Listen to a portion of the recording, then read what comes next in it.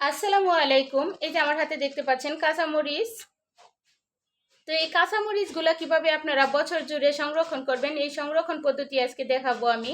এই কাঁচামরিচগুলি এর জন্য প্রথমে আমি ভালো করে পরিষ্কার করে নেব। এই যে ডাঁটগুলি ছাড়িয়ে নেব, প্রত্যেকটা কাঁচামরিচ থেকে ডাঁটগুলি ছাড়িয়ে নিয়ে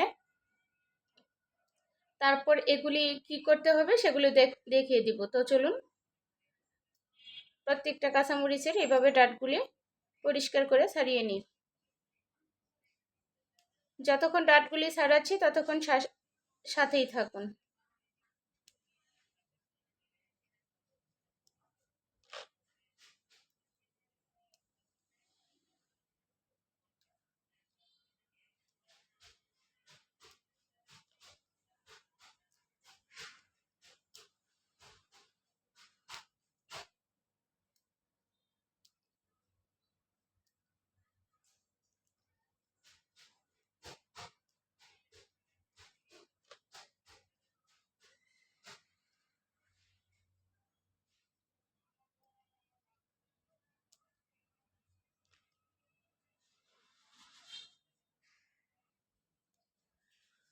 তো এই যে দেখুন, আমার মরিচগুলোর প্রায় ডাঁটগুলি ছাড়ানো শেষ হয়ে গিয়েছে।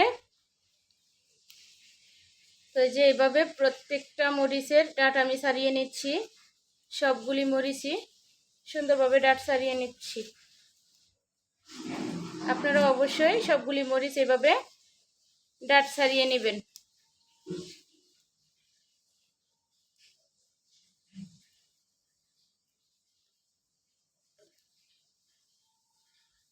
তো আমার চ্যানেলে এরকম আরও অনেক টিপস দেওয়ার চেষ্টা করব।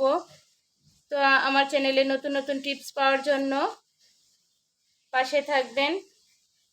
প্লিজ চ্যানেলটি সাবস্ক্রাইব করে দিবেন। তো এই যে দেখুন আমার প্রিয় আপুরা, এই সবগুলি কাঁচামরিচের ডাঁট ছাড়িয়ে নিয়েছি আমি। এখন এই মরিচগুলিকে আমি সুন্দর করে পরিষ্কার পানি দিয়ে ধুয়ে নেব। তো ধোয়ার পরে আমি কি করব দেখুন, সাথে থাকুন।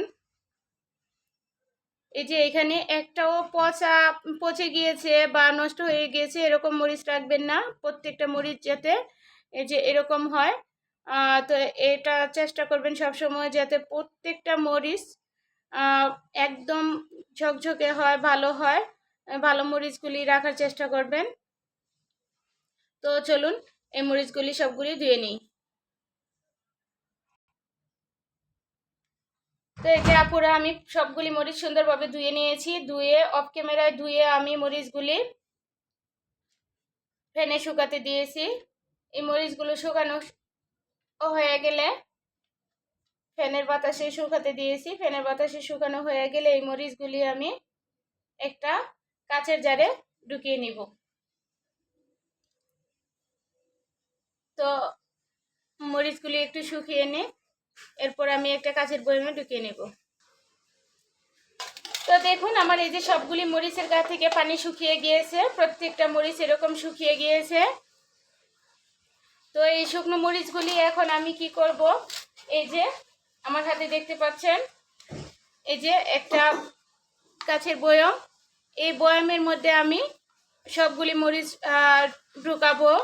এবং এই বয়ামটা আপনারা খেয়াল রাখবেন, আপনারা বয়ামে ঢুকান বা হচ্ছে প্লাস্টিকের বক্সে ঢুকান, যে কোনো জিনিসে ঢুকান, এটা অবশ্যই এয়ার টাইট হতে হবে যাতে কোনো ধরনের বাতাস এটার ভিতরে না ঢুকে। বাতাস ঢুকলে অবশ্যই মরিচগুলি বেশি দিন থাকবে না, তাড়াতাড়ি দ্রুত নষ্ট হয়ে যাবে।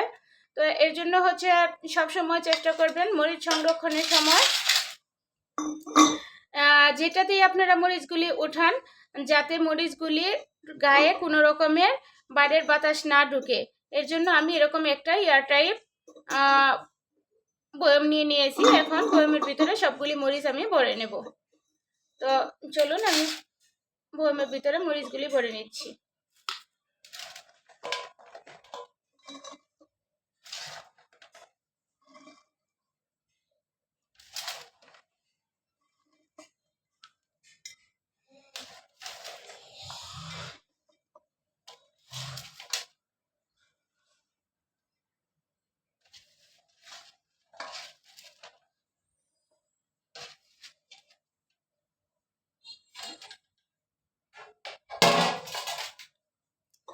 এই যে আমার কাঁচের বোতলে কাঁচের বয়ামে মরিচগুলি ভরা হয়ে গিয়েছে। এখানে আমি যদি 1 কেজি মরিচ রাখতাম তাহলে আমার বয়ামটা পরিপূর্ণভাবে ভরে যেত। আমি 1 কেজি মরিচ দিইনি, এখানে আমি 1/2 কেজি মরিচ নিয়েছি।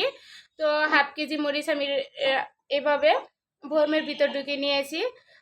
যখন অনেক সময় দেখা যায় যে কাঁচামরিচ অনেক দাম হয়, আর যখন সস্তা থাকে আপনারা ওই সময় মরিচ কিনে এরকম এয়ারটাইট বক্সে বা হচ্ছে বয়ামে ভরে এইভাবে এই পদ্ধতিতে আমি যেভাবে আপনাদেরকে দেখালাম এই পদ্ধতিতে রেখে দিতে পারেন। এইভাবে রেখে দিলে আপনারা এই যে আমি বয়ামের মুখাটা লাগিয়ে নিচ্ছি। তো এই যে আমার বয়ামের মুখাটা লাগানো শেষ। আমি এই বয়ামটা এখন ডিপ ফ্রিজে রেখে দিব। এটা ডিপ ফ্রিজে রেখে দিলে আপনারা বছর জুড়ে এই ধরনের মরিচটা খেতে পারবেন। আপনাদের যখন দাম বাড়বে মরিচের তখন আর বেশি দাম দিয়ে আপনাদের মরিচ কিনতে হবে না। তো ভিডিওটি কেমন লাগলো? ভিডিওটি যদি ভালো লেগে থাকে প্লিজ পাশে থাকবেন, সাবস্ক্রাইব করে দিবেন চ্যানেলটি। ধন্যবাদ সবাইকে।